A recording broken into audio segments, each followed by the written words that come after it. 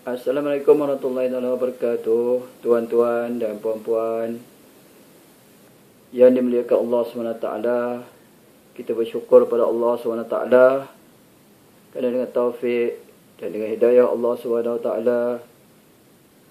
kita dapat bertemu pada petang ini untuk mendengar sedikit tazkirah daripada saya, Ustaz Kamaruzzaman Al-Malizi. Dalam kita, untuk kita mendekatkan diri kita kepada Allah Subhanahu Wa Taala, perkara nombor satu atau perkara pokok, perkara yang paling penting sekali sebelum kita nak melakukan amal ibadat ialah ilmu.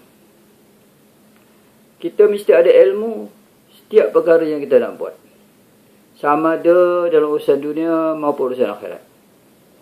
Tanpa ilmu, kita tak dapat nak melakukan sesuatu pekerjaan dengan sempurna. Untuk membetulkan akidah kita, supaya akidah kita ni betul, bertepatan dengan akidah Nabi SAW dan para sahabat, kita naklah berpegang dengan akidah yang benar, akidah yang hak, iaitu akidah Ahlussunnah wal Jamaah. Untuk itu kita kena mempelajari apakah perkara-perkara yang termasuk dalam akidah Ahlussunnah wal Jamaah. Apa itu akidah Ahlussunnah wal Jamaah? Dan apa perkara-perkara yang wajib kita yakini dan percayai menurut Ahlussunnah wal Jamaah. Inilah sebenarnya baru akidah kita betul. Kerana ada banyak akidah-akidah lain yang menyeleweng daripada akidah Islam yang sebenar. Contohnya Syiah, Mu'tazilah dan sebagainya. Jadi kalau kita tak tahu, kita tidak belajar ilmu tauhid, kita tak tahu membezakan mana satu akidah yang hak, akidah yang sebenar dengan akidah yang batil. Kerana itulah kita wajib mempelajari, dan ilmu tauhid adalah pokok agama. Usuluddin, pokok agama, perkara asas dalam agama. Sebab kalau akidah kita rosak, semua amalan lain tidak diterima oleh Allah Subhanahu Wa Taala. Jadi untuk ini kita kena baca kitab-kitab yang ditulis oleh ulama Ahlussunnah wal Jamaah. Barulah kita dapat tahu akidah yang sebenar, akidah yang hak. Dengan itu kita dapat menolak segala akidah yang batil. Begitu juga dalam ilmu syariah, ilmu fiqh atau ilmu fiqh. Supaya kita dapat beramal dengan sebenar, kita naklah belajar daripada ulama-ulama fiqh yang muktabar, yang telah menulis kitab-kitab fiqh. Kalau kita di Malaysia ini, kita mengamalkan fiqh mazhab Syafi'i. Fiqh mazhab Syafi'i. Kerana itu kita belajar daripada ulama-ulama yang bermazhab Syafi'i. Kerana itu yang kita nak amalkan sehari-hari. Begitu juga dalam bidang tasawuf, kita juga ada ulama kita yang telah menulis bidang ini, yang kita baca kitabnya dan kita pelajari ilmunya dan kita amalkan, iaitu Imam Al-Ghazali. Dia telah menulis kitab-kitab yang banyak. Kemudian ulama-ulama yang kemudian telah mengkaji kitabnya, telah ringkaskan kitabnya lagi supaya memudahkan kita untuk mempelajari dalam bidang ilmu tasawuf. Inilah tiga ilmu yang fardu ain, iaitulah ilmu tauhid, ilmu fiqh dan ilmu tasawuf. Selain daripada itu, kita juga kena belajar membaca Al-Quran sebagai umat Islam. Kita naklah mempelajari Al-Quran, membaca Al-Quran dengan betul makhrajnya dan tajwidnya. Dari itu kita kena belajar ilmu tajwid untuk membetulkan bacaan kita, bacaan Quran kita.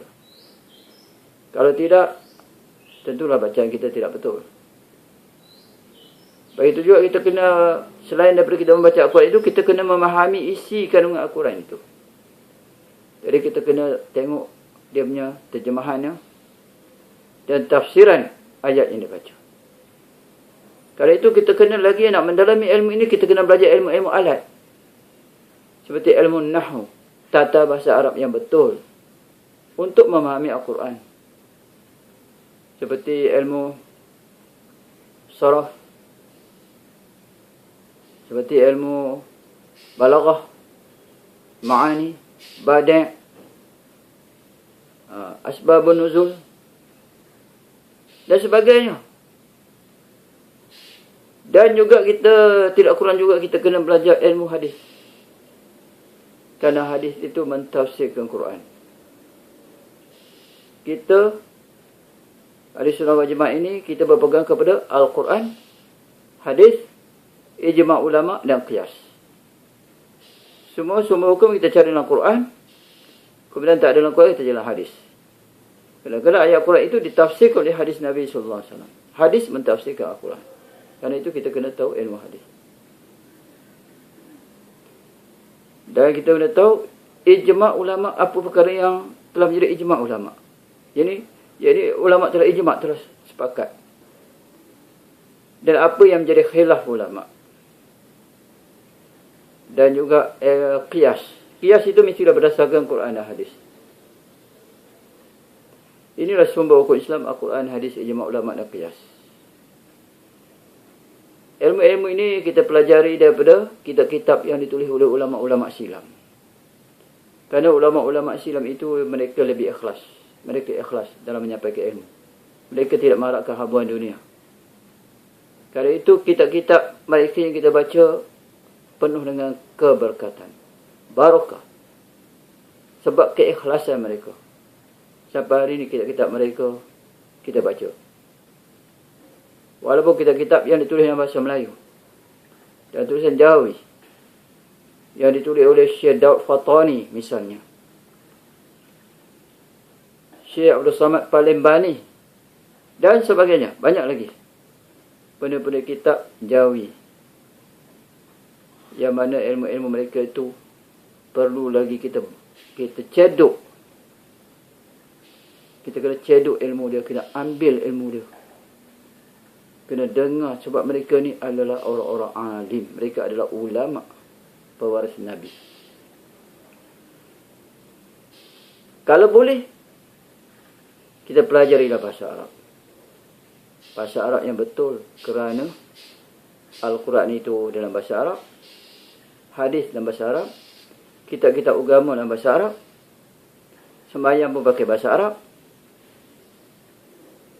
Dari di syurga besok pun cakap Arab. Dari bahasa Arab lah yang aula kita belajar. Yang ini yang lebih utama. Boleh kita belajar bahasa-bahasa yang lain, tidak menjadi satu kesalahan. Tapi bahasa Arab itu aula. Artinya lebih utama kita pelajari. Untuk kita dapat memahami Al-Quran, kitab Allah dan hadis sunnah Rasulullah SAW. Untuk membaca kitab-kitab yang ditulis oleh ulama-ulama silam. Yang banyaknya kitab itu ditulis dalam bahasa Arab. Bahasa Arab yang betul, lughah fushah, inilah yang kita kena pelajari. Dengan mulai sekarang. Terutamanya orang-orang yang masih muda, masih ada peluang lagi dia nak mempelajari ilmu-ilmu agama. Kerana kita pada hari ini banyak belajar ilmu-ilmu dunia. Sebenarnya tidaklah menjadi satu kesalahan kita belajar ilmu dunia. Sebab dalam Al-Quran semua ada. Ilmu geografi ke, ilmu falak ke, ilmu hisab ke, ilmu alam ke, ilmu apa lagi. Semua ilmu-ilmu tu sebenarnya diambil, dicedok daripada ulama-ulama Islam, cendekiawan Islam, cerdik-cerdik pandai Islam. Pada satu masa dulu, Baghdad itu telah menjadi pusat ilmu pengetahuan.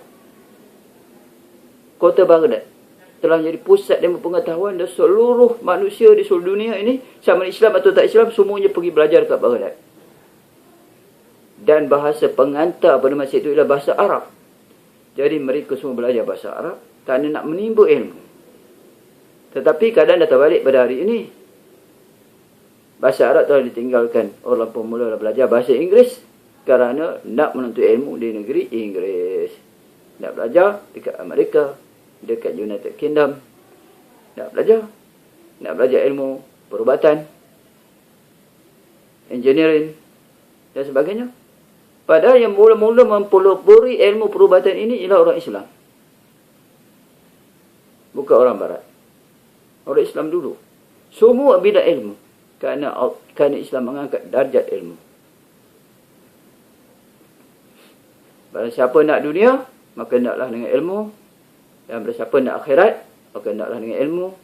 Dan barang siapa nak kedua-duanya sekali, dunia dan akhirat, maka naklah dengan ilmu. Saya rasa cukuplah tazkirah ringkas saya pada petang ini. Sehingga kita berjumpa lagi di lain masa dan di kesempatan yang lain. Saya ucapkan wabillahi taufiq wal hidayah. Wassalamualaikum warahmatullahi wabarakatuh. Wa ila liqa' ma'assalamah.